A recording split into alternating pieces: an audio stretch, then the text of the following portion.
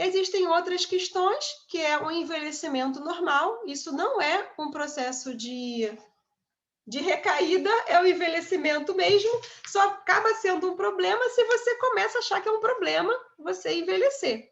A questão de parasitologia também, isso não tem uma questão clara, e as doenças genéticas, malformação congênitas, como a Érica perguntou no grupo, existe também um questionamento, tá? Embora que, na maioria dos autores, eles falam que esses DHS são intrauterinos.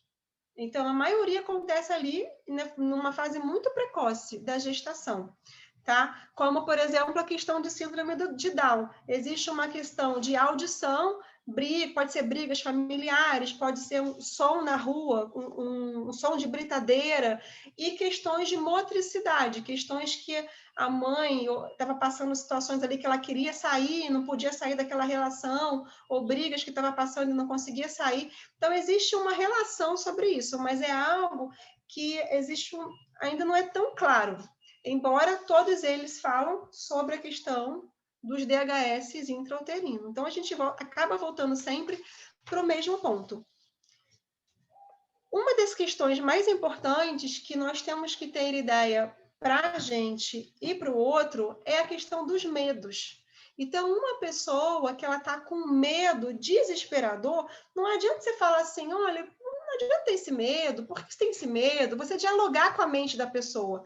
É algo muito biológico. É como você entrar num elevador e você acha que vai sufocar.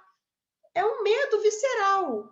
Então, pessoas que estão, às vezes, assim, muito doentes, é muito comum ter esse medo da morte, o medo do diagnóstico, o medo que essa doença pode me dar, entendeu? Então, quando você está numa situação dessa, ou você está com alguém próximo, você tem que ajudar essa pessoa a ir desconstruindo esse medo, né? Você pode perguntar, desde quando você está assim? O que você anda sonhando? O que você está pensando, sentindo? Como você acha que você pode morrer com isso?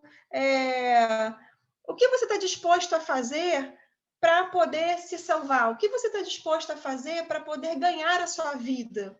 Você tem que, ao mesmo tempo, dar um lugar para esse medo, ajudando a pessoa a desenvolver recursos para poder sentir esse medo, mas, ao mesmo tempo, conseguir que ela coloque o foco em algo para a vida. Porque, geralmente, as pessoas que têm muito medo da morte são pessoas que têm muita pendência com a vida. Sabe? São pessoas que, assim, eu não posso morrer sem ter feito isso, eu não posso morrer sem ter vivido isso, sabe? Ela tem, mas são na questão de pendências. Tem pendências a resolver. Geralmente, o medo da morte, ele é proporcional à capacidade de não conseguir desfrutar da vida. Então, aí, nesse caso, você tem que se trabalhar na relação, assim, o que você gostaria ainda de viver? O que você pensa que poderia, se tiver mais tempo, o que você poderia fazer, pode fazer agora, e quando você estiver melhor, que você vai poder desfrutar mais? Então, trabalhar com essa questão de botar a mente da pessoa em algo que ela possa se conectar com a vida, né? E isso também é um convite para a gente, porque muitas vezes a gente se vê num medo de algo, né, que a gente estagna nesse medo, nesse pânico. Então, poder até se perguntar no que eu estou disposto para tomar a minha vida. O que eu realmente, o que eu gostaria ainda de desfrutar da vida? O que eu fiz? O que eu gostaria ainda de fazer? Então, você se perguntar isso já te coloca numa direção para o movimento da vida. Então, toda vez que se sentir estagnado, você pode fazer essas perguntas para você e dar um tempo para sentir isso, para o seu organismo se movimentar, tá? Ou seja, resumindo isso tudo depende de como você vê a realidade, você sente. O mais importante é vocês compreenderem isso. A forma como eu vejo a realidade é que vai determinar o DHS. Entender as fases, que tecido vai dar uma coisa ou outra, se é febre, se é catarro, se é não sei o quê, isso vai entrar num contexto mais médico. Se for seu interesse, você vai pegar aquelas fases e depois pode, né, aprofundar isso em outros estudos. Mas, de início, reconhecer quais são os tecidos envolvidos, que órgãos, né? E a forma do sentir, na hora que você tiver qualquer coisa, já sabe. Ih, caramba, estou com resfriado. Deve ser isso aqui. E apareceu uma contratura. E quando foi que quando que eu me lembro que eu não estava tendo isso? O que mudou? Então, você mesmo já poder se investigar. Será que eu realmente tinha motivo para ficar com tanta raiva? Me sentir tão desvalorizado? Aí você pode perguntar, não, caramba, eu me senti desvalorizado porque eu sempre me sinto desvalorizado. Ah, por quê? Porque isso é a ver a história com meus pais. Pronto, aí você já reconectou para curar. Então, olha para essa brincadeirinha aqui, ó. Existem 2 tipos de pessoas. Olha que IP bonito. E o outro, mas faz uma sujeira, hein? Ou seja, a mesma coisa pode ser vista de forma diferente. Isso é DHS. Cada um vai sentir de um jeito. Você tem que saber qual que é a história da pessoa. E vamos rir um pouquinho para ver se esse cara aqui ele está se sentindo agredido ou não. Vamos ver depois o que vocês vão falar. Cadê o negócio?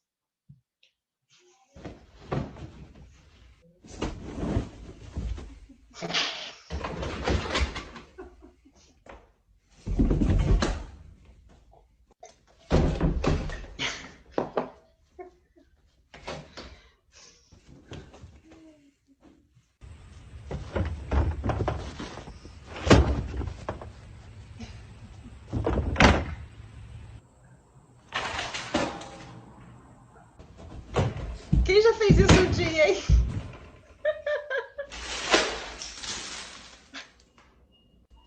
Eu cansava de fazer isso. Sabe o biscoito.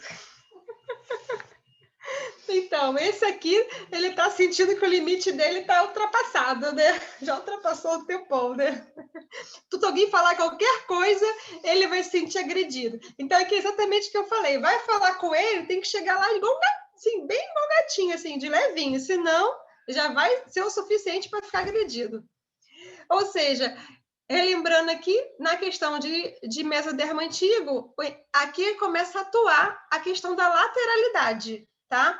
Lembrando que os animais também são destros e canhotos. Quando se trata do vital, é a única lateralidade, não importa. A gente vê entre aquilo que entra e aquilo que sai. Já a partir daqui em diante, eu vou ter que considerar se eu sou destro ou se eu sou canhoto, tá? Como eu disse, saber intelectualmente o choque não adianta. E a gente vai falar um pouquinho de cada uma dessas questões. No que tange a lateralidade, gente, é importante refletir o seguinte: imagina só, se eu sou destro, o meu lado direito é o meu pai e o parceiro, o trabalho, e o meu lado esquerdo é mãe e filho. Mas se uma pessoa, né, um homem, uma mulher que é destra, imagina assim, uma mulher que é destra, ela tem 3 filhos. E aí o pai foi embora.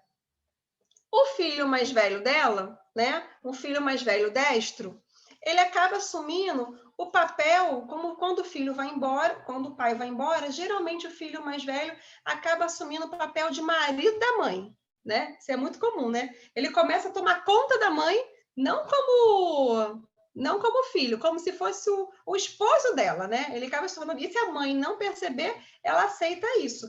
Nesse caso,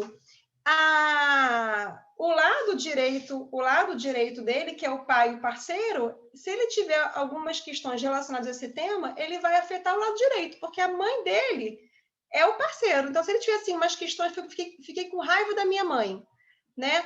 Se ele está vivenciando a situação como a mãe, como o parceiro dele, ele vai afetar o lado direito, ele não vai afetar o lado esquerdo. Entenderam? Depende de como você sente. Então, vou dar um exemplo, outro exemplo. Uma mãe fica doente e ela se torna dependente do filho, né? Ela fica dependente do filho e esse filho, vamos dizer, esse filho é canhoto.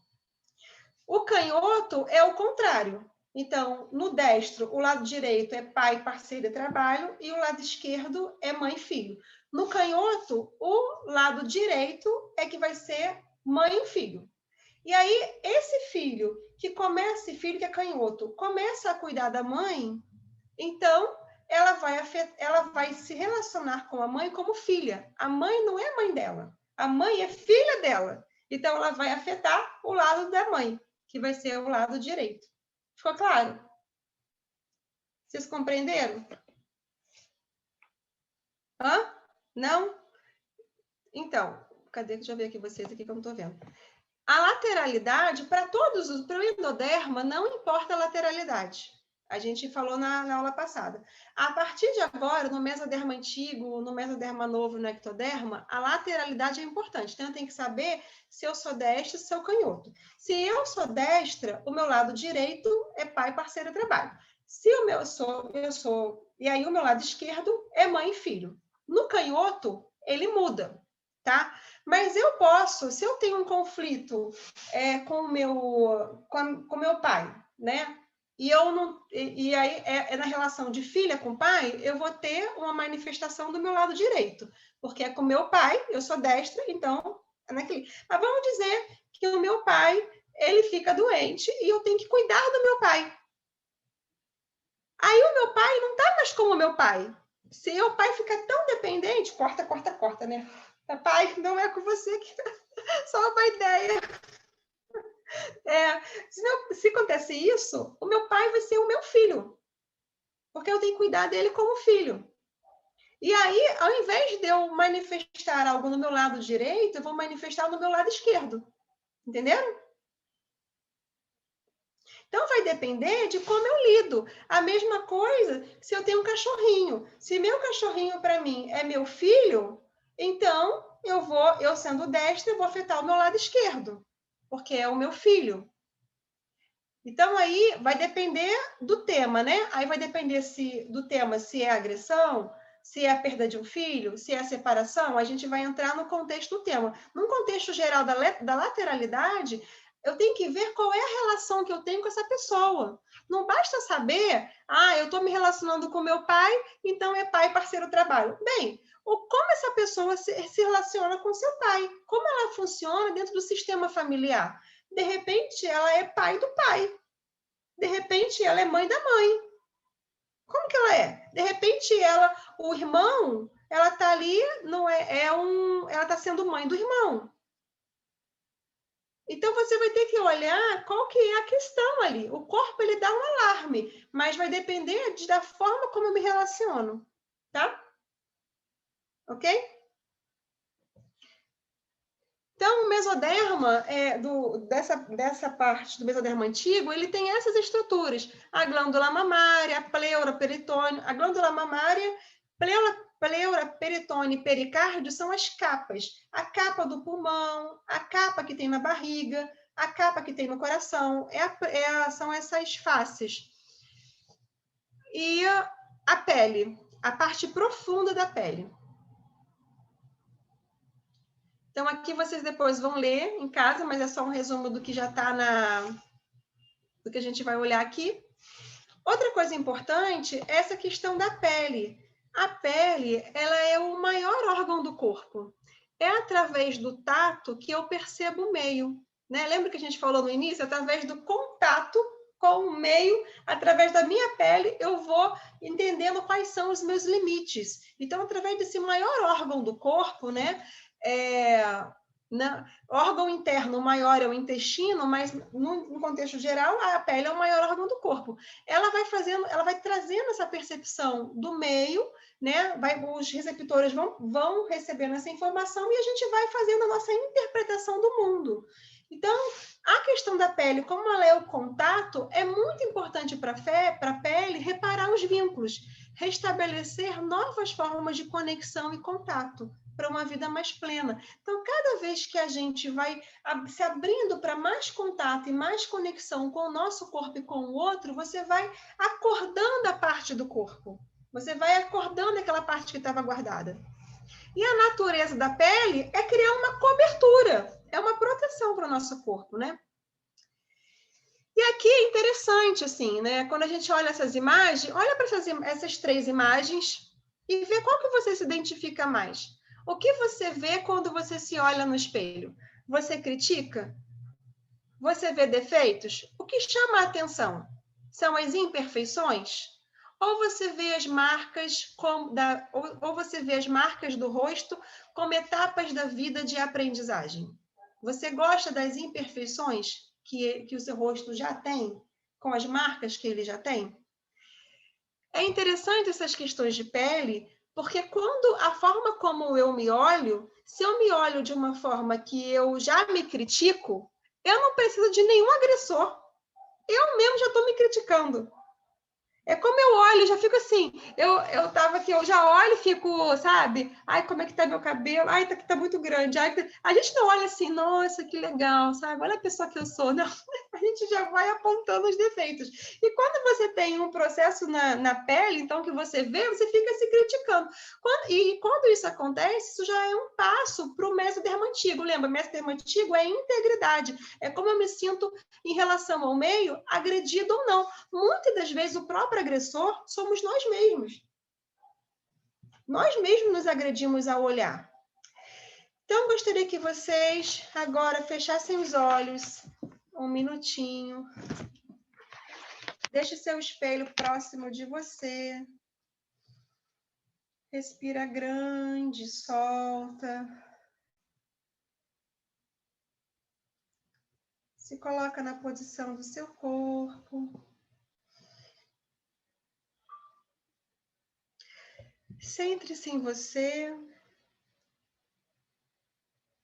Coloque atenção na sua respiração. Diga para você a sua idade. Eu tenho tantos anos. Eu tenho tantos anos. Fale a sua idade para você. Quanto tempo já se passou até aqui? Foi tudo tão rápido. Mal posso acreditar que tenho essa idade. Observe seu corpo como alguém que olha de fora e percebe a idade que tem. Respira grande, solta. Sinta o seu vigor, a vitalidade, a flexibilidade, o turgor da pele, o estado de saúde. Podem existir partes que precisam de atenção devido a desafios de saúde e partes saudáveis. Torne-se consciente do que você precisa dar atenção. Faça agora contato com o seu sentir. Você se sente velho, cansado, com frustrações e marcas de tristeza? Ou se sente vital, alegre, disposto como uma criança ou um jovem? A idade do seu corpo corresponde ao seu sentir? Ou você se sente mais novo e seu corpo não corresponde? Ou você tem um corpo novo e vital, mas se sente velho? Agora olhe para o seu futuro. Respira, solta. O que tem vontade de viver e experimentar? O que você não pode deixar de fazer antes de morrer?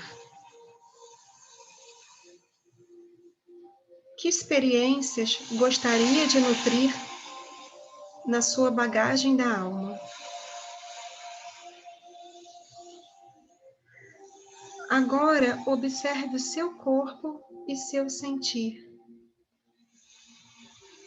Existe algo que precisa harmonizar para seguir nesse objetivo antes de morrer? Ter algum planejamento? Mudar hábitos? Comprometer-se com a sua vida? Ter pensamentos mais amorosos que apoiam? O que seria? Respire profundo e solte. E agora abra os olhos e olhe a sua imagem no espelho à sua frente. Vá se olhando e respirando cada vez mais profundo. Olhe para os seus olhos e faz contato com essa pessoa que está aí. Como é o seu olhar sobre você? Qual a sua primeira reação ao se olhar? Você sorri ou quer sair? Tem pensamento? Sente emoção?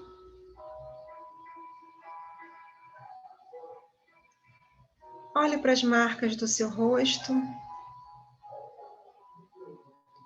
Independente da idade, eles guardam marcas de uma vida.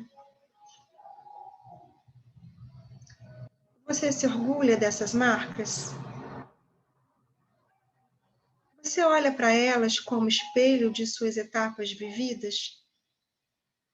Ou olha para elas querendo apagá-las e esconder? Respira, solta. Somente quando podemos nos olhar de verdade, aceitar a nossa própria história e receber como oportunidade de aprendizado, então nos tornamos livres para seguir em frente. Olhando você nesse espelho, conecte-se com o desejo de vida, com aquilo que ainda deseja experimentar. E olhe para essa pessoa que é você. Se sentir que é possível, diga: sinto muito se eu não pude agir diferente em alguns momentos. E se eu me culpei em algum deles. Mas nós também tivemos momentos incríveis.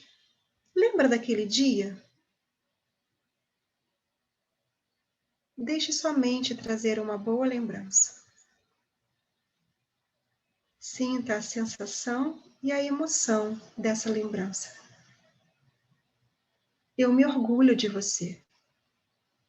Com tudo que você passou, desafios e aventuras, eu estou aqui.